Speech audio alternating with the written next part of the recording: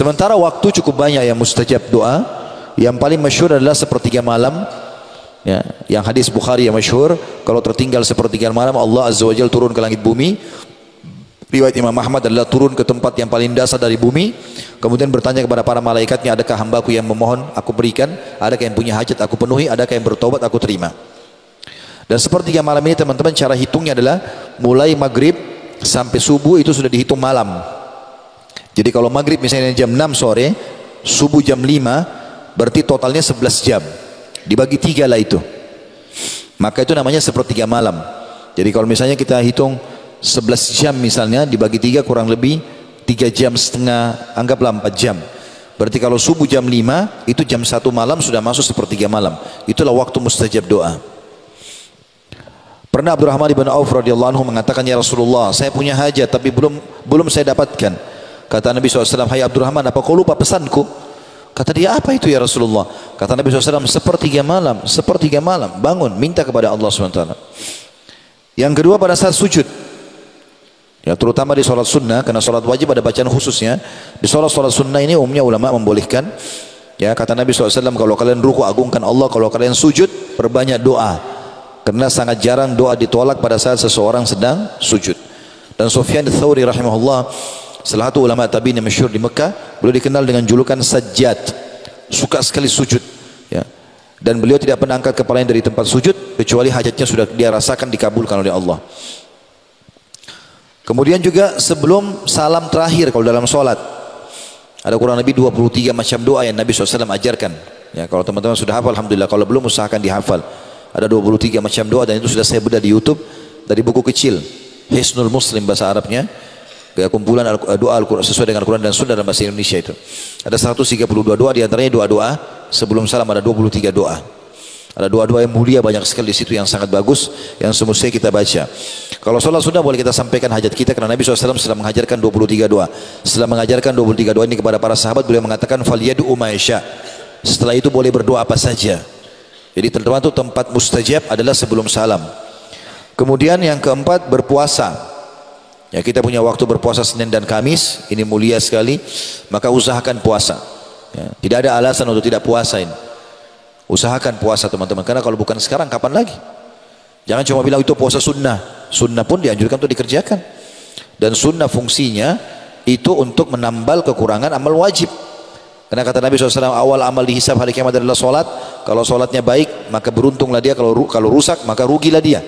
Dan kalau seandainya ada solat wajibnya yang kurang, maka Allah berfirman kepada para malaikatnya, dan dia lebih tahu tentang keadaan hambanya. Dia mengatakan, coba lihat solat-solat sunnah hambaku ini.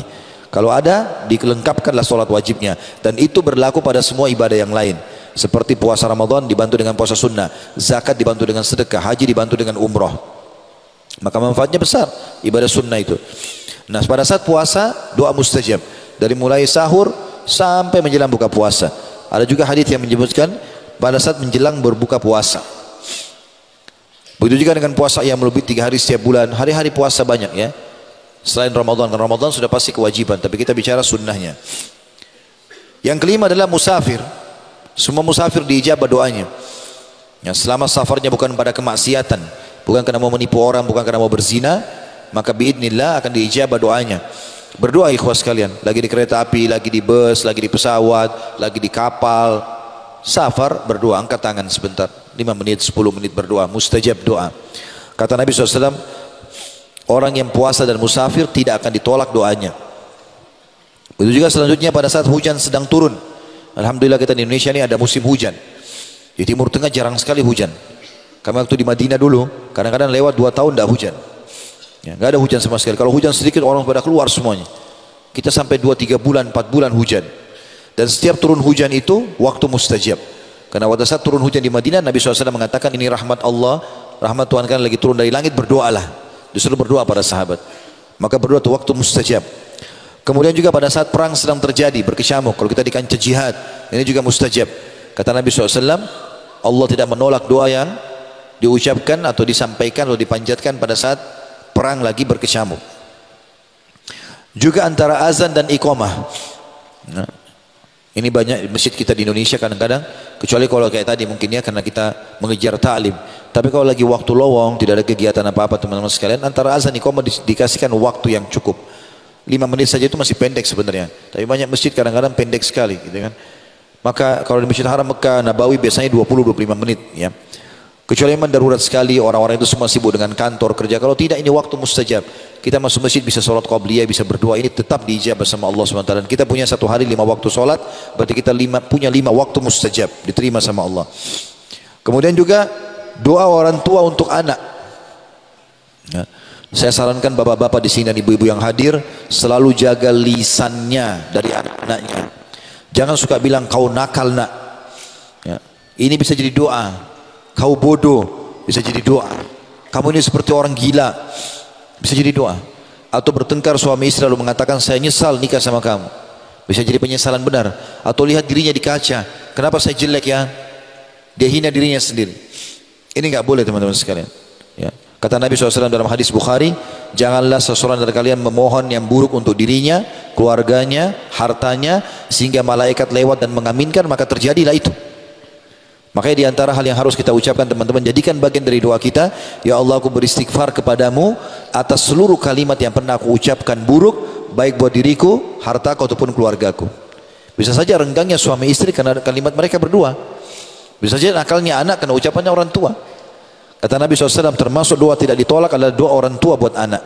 Lebih baik kita bilang teman-teman, semoga Allah berikan kau hidayah, semoga Allah sembuhkan, semoga kau sehat, dan seterusnya. Termasuk juga yang selanjutnya doa anak untuk orang tua, anak soleh.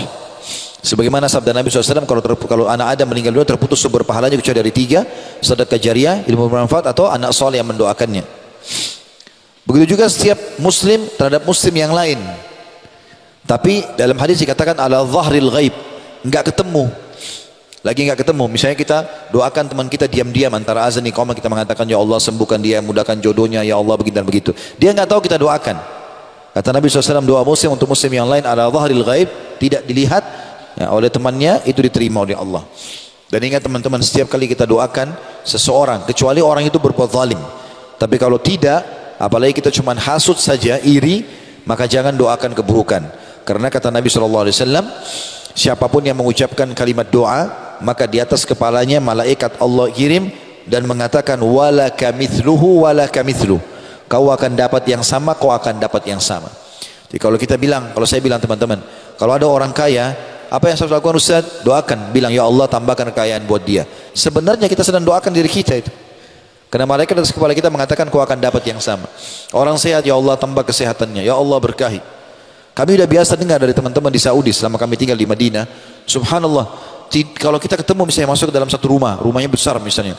Maka kalau ketemu, Masya Allah, rumahmu bagus. Kalimat Masya Allah selalu ada. Semoga Allah berkahi buat kamu, semoga Allah tambahkan rezekimu. Padahal orang itu sudah kaya. Karena dia tahu dia sedang doakan diri dia.